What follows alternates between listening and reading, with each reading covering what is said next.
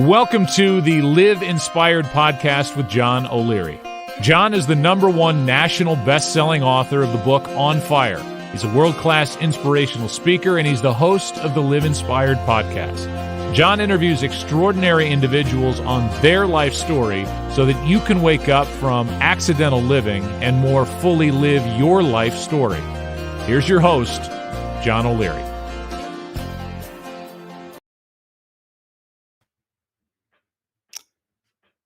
Well, hello, my friends. I'm going to take off the screen so I can see your face and you can see mine. My name, as Joe Buck just said, is John O'Leary. It is 8:01 in the Midwest. It's 9:01 out east in the Eastern Seaboard, a little bit earlier out west. And if you are tuning in from one of the 75 countries that follow the Live Inspired podcast, we welcome you home on this morning. Many of you know this, but this is the week that we celebrate the first anniversary of the launch of our second national best-selling book. It's called In Awe, and we've been thinking organizationally of some cool ways to celebrate this. Then you mix in the fact that April is National Siblings Month.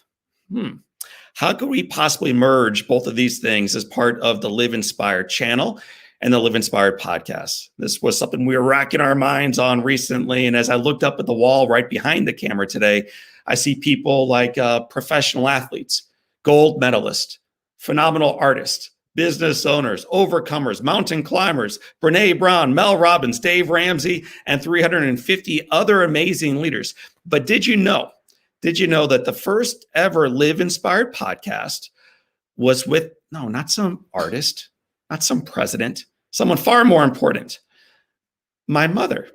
Her name is Susan O'Leary. Not only is she the first podcast we ever recorded, she's also one of our favorite podcasts that we've ever recorded.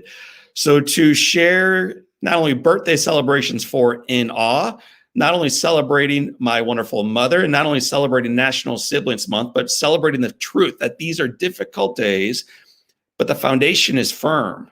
And the best of our days are in front of us. I wanted to bring on a special guest today. Before I do so, a quote for all of you who have siblings out there in the world right now. And for those of you who love someone like a brother or a sister. To the outside world, we all grow old, but not to brothers and sisters. We know each other as we always were. We know each other's hearts. We share private family jokes. We remember family feuds. And we remember family secrets, family griefs, and family joys. We live outside the touch of time as siblings. So today, my brothers and sisters tuning in right now, very first thing I'm going to encourage you to do is to share this broadcast if you are tuning in live on one of our social streams, because your followers, your friends, your family will want to hear it, because I get to introduce you to someone that I have looked up to and loved for as long as I have been around. Her name is Susan O'Leary Ciapciak. We're going to bring her into the stream right now. Susan O'Leary Ciapciak, my sister. Welcome to Live Inspired with John O'Leary. Good morning, John. Thank you. I'm so excited to be here with you this morning. It's good to see you too. Susan, it's awesome to have you around. And this broadcast is live right now to all of your friends, all of your family members. Even our own mother, I'm sure, is wiping her eyes right now, trying to fully wake up. For those who do not yet know about Susan O'Leary Ciapciak, if we randomly met you somewhere, bumped into you in the grocery store and said, "Hey, Susan, what do you do for a living?" How would you respond to that? John, I would let them know that I have a couple of different jobs. From a career perspective, I work in marketing, advertising at an agency I've been with and I love for the past almost 14 years now. And that is what I do during the days. I do have 5 children as well. So they are critical to our family life, and things get a little bit crazy. And then my husband and I also own a cafe bakery that he is completely behind and is the mastermind, but I am in the shadows and so proud of what we've built. So for those of us who are ever in the mood for a delicious biscuit, savory goodie, or a delicious pie, the place is called Bang Bang Pie Shop. It's in Chicago, and it's worth hopping on a flight and going to, because not only Susan and Michael run it, but the pie, the biscuits, the food is that good. So is the coffee. Susan, we'll end up at Bang Bang Pie Shop here in a minute. But before we do, why don't we go all the way back? Many of the guests that I interview, I have to read their book, and then I have to listen to a bunch of the shows they've been on, and I've got to watch their TED Talks. I didn't have to do quite as much research to know what I wanted to talk about with you, because I've known you, respected you, and loved you for our entire lives. But I did have to find some old pictures of you. And so one of the gifts this week was tracking down old pictures. I'm going to put them on the screen as we progress through the conversation so that our friends who are watching right now can maybe identify with us our childhood. But first picture, it's going to go up. It's going to show a picture of you and me, your 4 siblings, and our parents on a road trip. No, not that one. Yeah. Not that one either. Go up a little bit higher. We're going to go to the road trip where we are in front of a station wagon. There it is, Suze. I remember that. For the followers right now, first of all, explain to them what they're looking at for those able to see this picture. Looking at a broken down station wagon, maybe 100 miles or so outside of Atlanta, Georgia, because it overheated on our way down to Florida. They also can probably get a glimpse of our older brother Jim's electric guitar in the corner, which he had to bring with him, and some very despondent, sad faces, because we truly were in the middle of nowhere, and the car was broken, waiting for my dad's older sister to come back and drive and get us. So, ignoring that picture and instead thinking about the family that was pictured there. When you think about your childhood, what are some memories that you have, or what are some ways that you might use today to describe your childhood? I would say easy, fun, carefree, safe,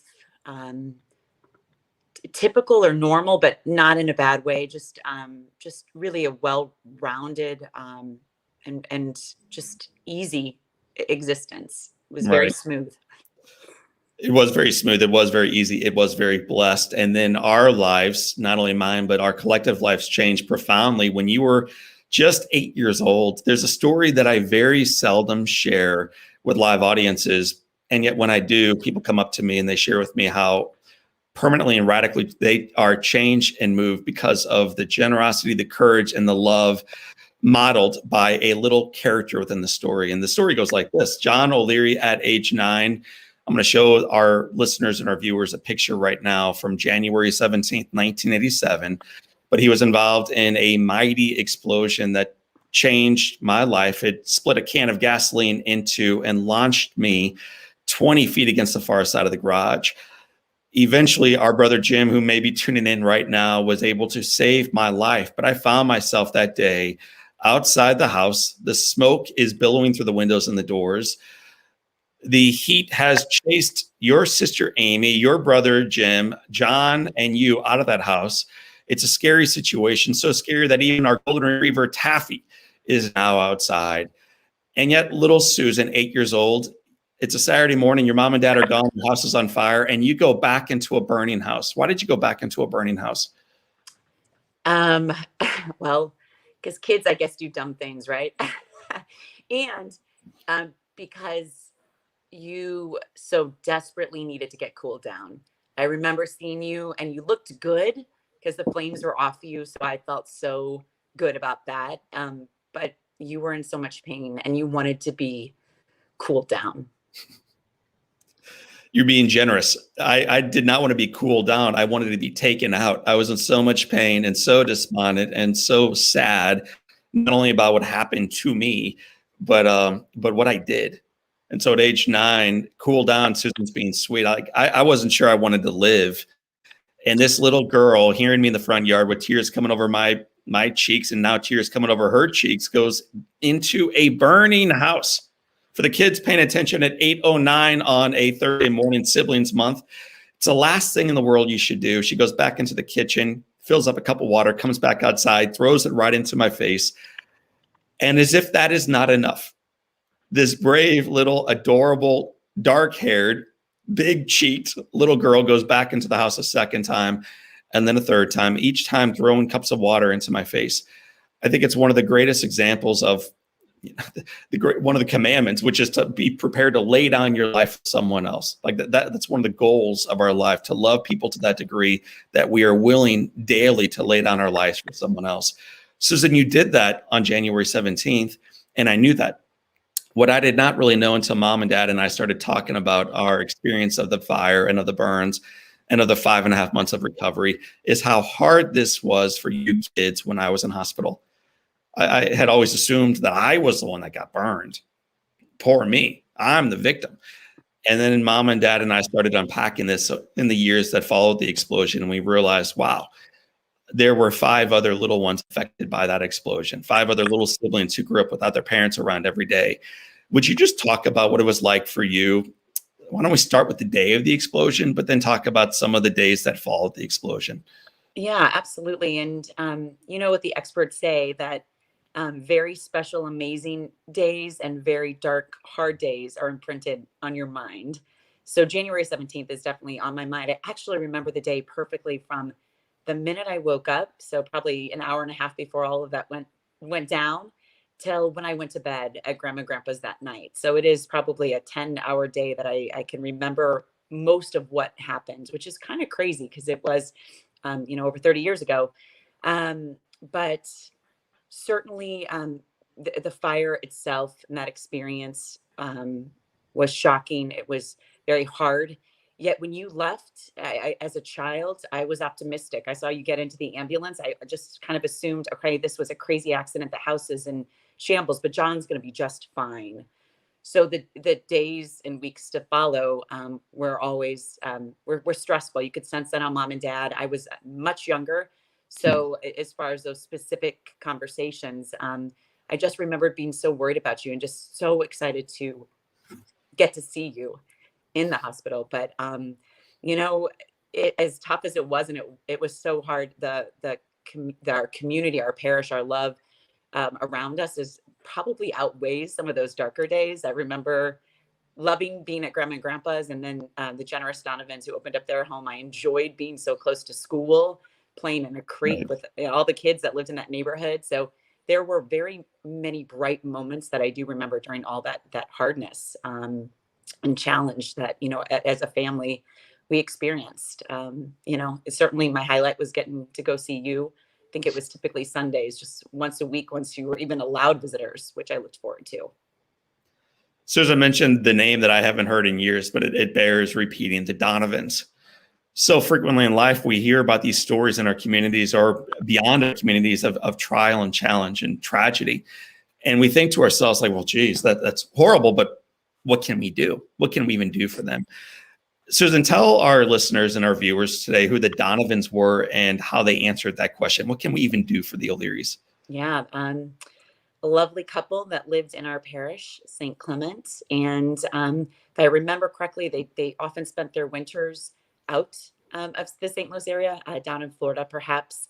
So they had a nice, large home that was vacant, completely unused. And so they opened up their home to have our whole clan move in for several months, which is unbelievable. So we moved right into the Donovans as our home was being rebuilt.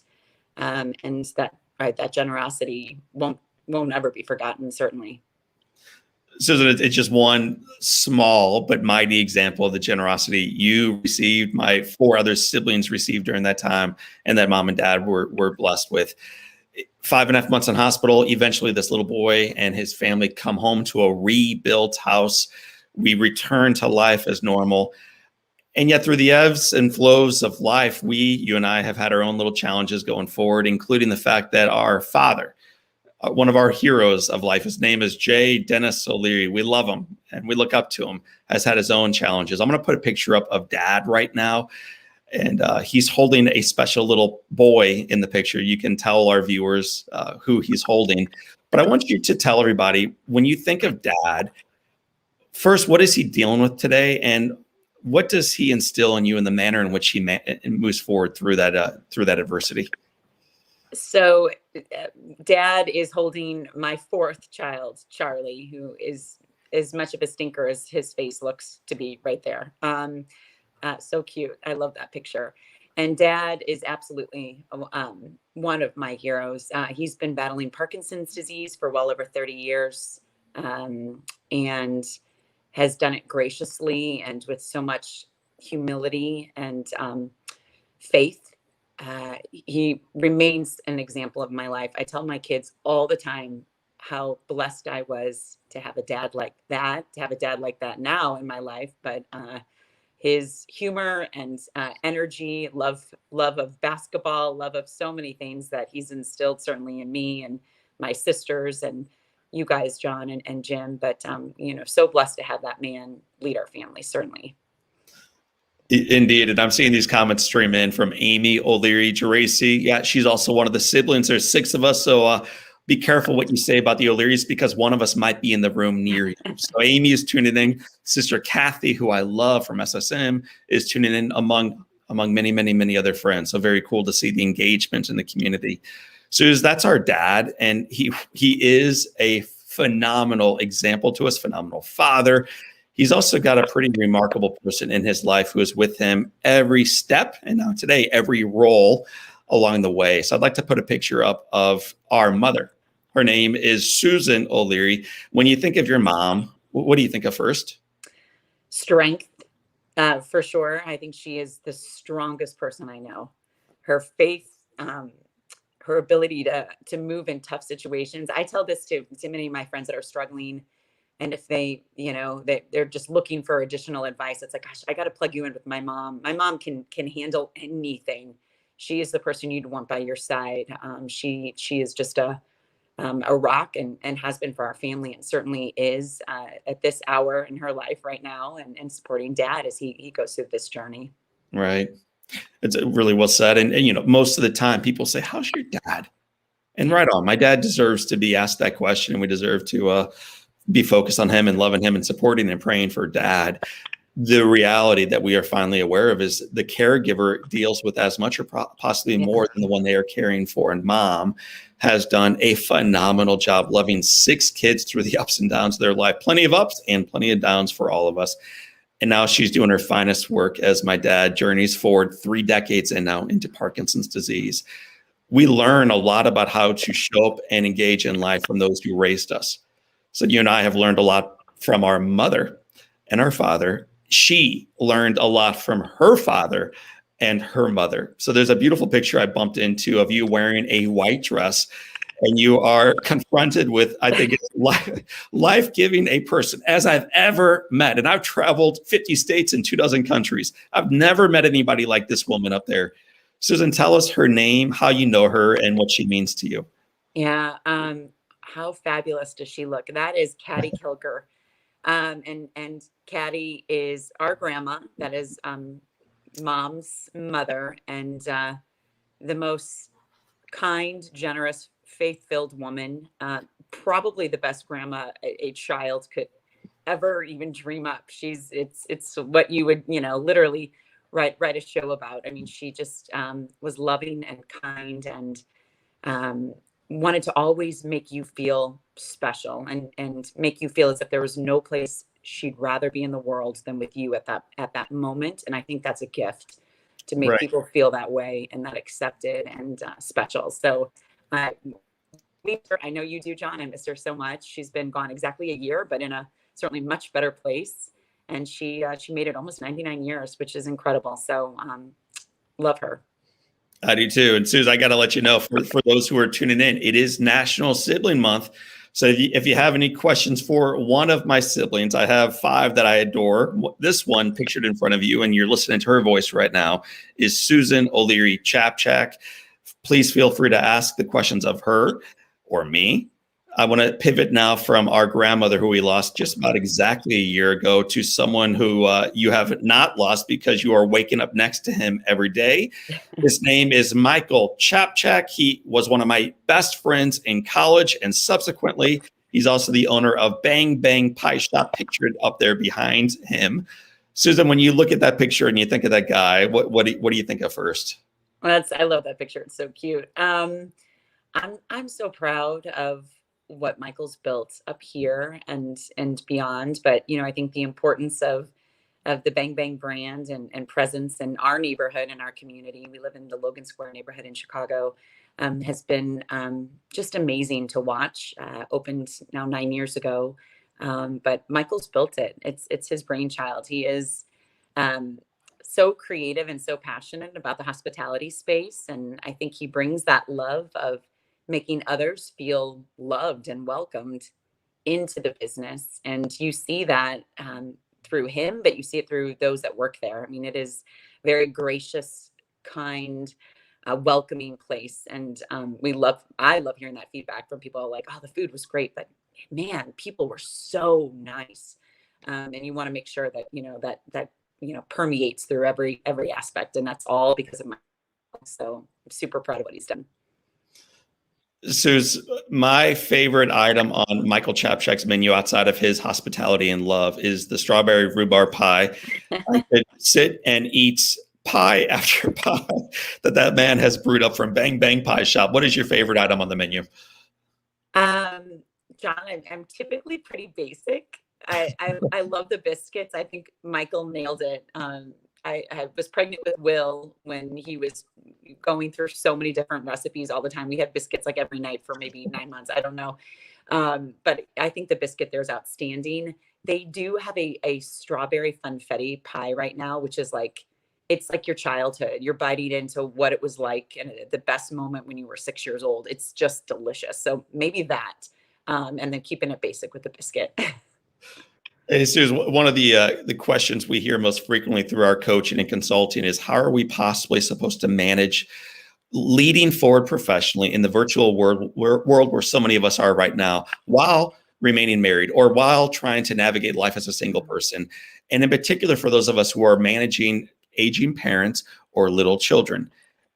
You're dealing with all of this with a big job, a full-time business owning husband, and 5 children. So I want to show you one more picture that kind of shows the chaos of your world right now. This is a picture I took on January 2nd, 2021. I needed to get my kids out of their home. We'd been trapped in that house for 10 months. So we hopped into the minivan. We drove 5 hours north, and we ended up on your doorstep uninvited. But you open up the door, and that Ciapciak hospitality let us in. You brewed up pies and coffee and goodness and smiles. You see up there 9 little kids pictured. It's madness. You have 5 of them. So, Suze, talk about managing 5 children, marriage, work, COVID, virtual work, everything else that's going on. How are you managing this right now? John, it's certainly been tough. I think, you talk about a message of waking up from accidental living and being very intentional and focused and being present. Before COVID, that's how my philosophy, my mentality would be, that if I'm at the office with my team, I'm focused on those individuals and the work that we're doing, and I'm not stressing about the bazillion other things. And when I'm home, I'm home. I'm not looking at my cell phone and waiting on those emails. I do try to put it down. The pandemic changed so much because work was home, home was work, and there was no division. It very, very challenging at the start of it last year. And I think you kind of work through that, and you constantly keep trying to find moments where you can give yourself a bit more grace. I know I try to do that, and I'm still doing that, but it's been tough. But I think a lot of it is recognizing where you are and knowing that it's okay. It's crazy, but this too shall pass. We're moving through it, and you just have to be intentional and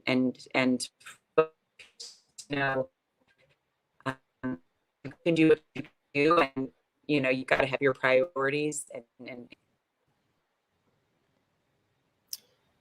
Susan is reminding us, she's going we're losing the connection just a little bit, Suze, with you, but we heard you saying stay intentional, be focused on the thing that is in front of you. When you are at home, be at home. When you're at work, work. I had an old poster that used to hang up above my office, the old office, and it said work like a dog, but play like a puppy. So, Suze, as we get ready to wrap up and to move you out of the Live Inspired podcast and into the day in front of you with your work and with your family, there are 7 questions that tether all of our amazing guests together, best-selling authors and presidential leaders and overcomers and heroes of mine. No one more so than you, Susan. You're an amazing woman, and I'm lucky to be your sibling. How do you think people these days can continue to have a great relationship with their siblings as they go through life? I've read a stat that 50% of adult siblings have no relationship. I think in our family, we're blessed to have a good relationship with our siblings. What is the key to continuing a relationship with your sibling going forward into life? Oh, wow. Yeah, that's a very interesting stat. And somewhat honestly disappointing stat. I think one of the greatest gifts that mom and dad gave to me, honestly, was the gift of all of you guys. So I feel so fortunate to have five friends that I love and that I, love and respect their spouses, your spouse, Beth, and children. So I feel so fortunate from that. Now, as far as how do you move through it, again, to me, I think it's being intentional, taking a step away from your busy life. We all have very busy lives, and finding those moments to reach out to your sibling to see how they are, how their spouse is, or how their job is going, or their child, and just being more present in those relationships. You have to work at it because oftentimes it can't come naturally. I mean, for example, we live virtually all over the place, a little bit of St. Louis, Chicago, Texas. So you have to work at it. It can't just necessarily come naturally, especially as you're scattered. So that relationship needs to be groomed and needs to be a priority. And I think it's a very special one because no one, as you said earlier at the start of the show, no one knows you like your siblings. You've got this history and this connection that is just irreplaceable. So that was such an awesome answer. We have only about 4 minutes left on the Live Inspired clock, and so we're going to race through 7 questions. We call them the Live Inspired 7. And Suze, the first one begins with the question. Susan O'Leary Ciapciak, my sister and friend. What is the best or most influential, most impactful book that you have ever read? Wow. I mean, I'm not just saying this to pump up your ratings. On Fire, your first one, I found to be a life-changing, incredible book. Oh, that's a hard one. Let's just stay with that. If you've got 6 more questions, I loved your first book so much, John. It's incredible. So we had made a deal that if I promoted Bang Bang Pie 11 different times, she would then respond promote On Fire. So Susan, this is working just like we planned. Yeah. Question number 2, what is, in addition to On Fire being one of your favorite books, what is one positive characteristic or one trait that you possessed as a little girl growing up at 1986 Winmore Place in St. Louis, Missouri, that you wish you exhibited as brilliantly today?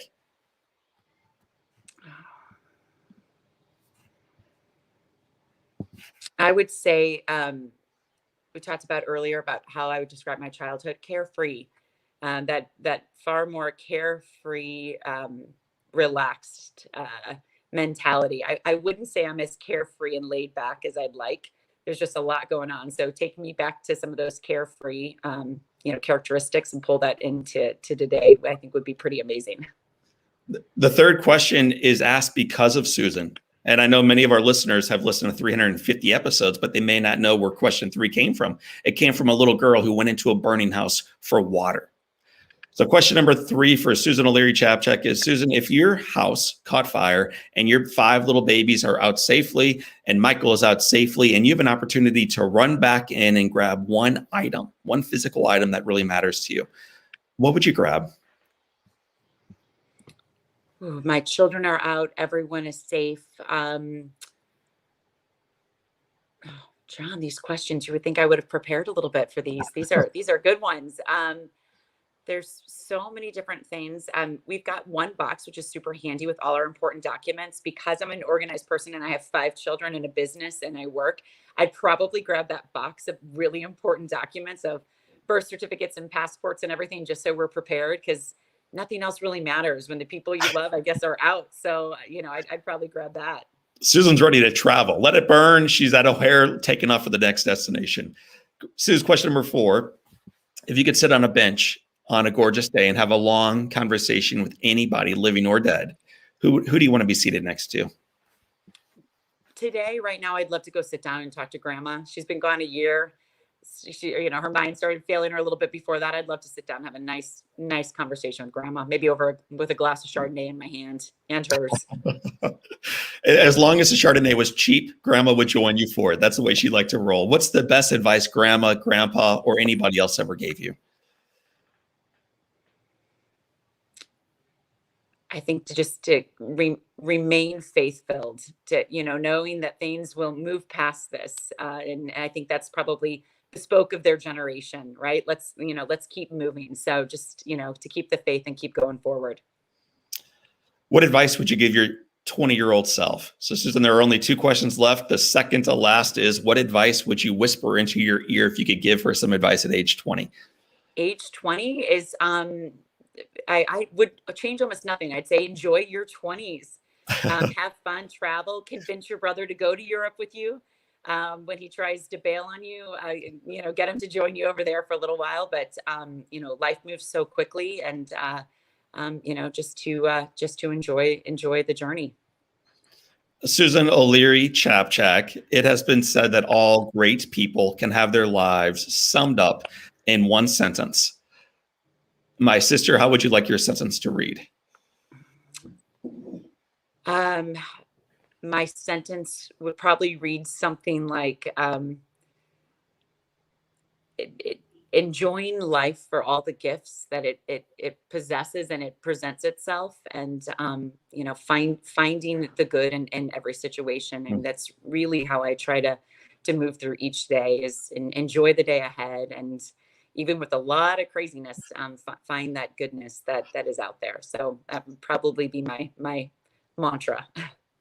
5 children, full-time work, busy husband. You guys run your own business. And Susan, you enjoy the day. You are an awesome example to your friends, to your neighbors, to your colleagues, to your coworkers, and most certainly to me, and now to our audience here at Live Inspired. I want to thank you for being so remarkable, and I want to thank you for being my sister.